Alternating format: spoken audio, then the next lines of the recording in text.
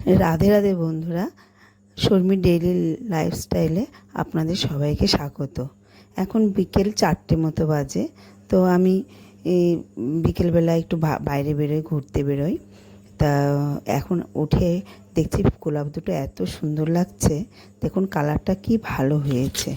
तो एखन आमी नीचे नेमे एकटु हाঁটতে बेरिয়েছি। এই আজকে একটু মেঘলা আকাশ ছিল, কিন্তু মেঘলা আকাশ থাকলে কী হবে, ওয়েদারটা এত ভালো ছিল যে চারিদিকে হাওয়া দিচ্ছিল, খুব ভালো লাগছিল।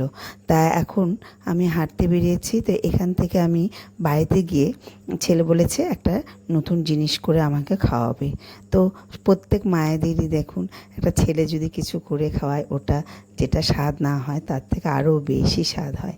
দেখুন কি ভালো লাগছে দৃশ্যটা, মনে হচ্ছে যেন আমি বাইরে কোথাও চলে এসেছি, এত সুন্দর লাগছে। আকাশটা একদম রঙে সেজে উঠেছে।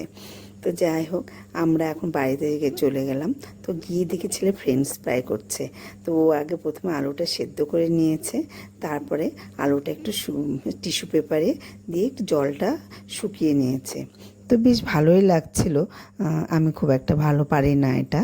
তো ও দেখছি যে ও তারপরে একটু ওর মধ্যে লবণ দিয়ে নিল, লবণ দিয়ে তারপরে এটা মেখে নিল। মেখে নেওয়ার পরে ওটা এখন ভাজবে।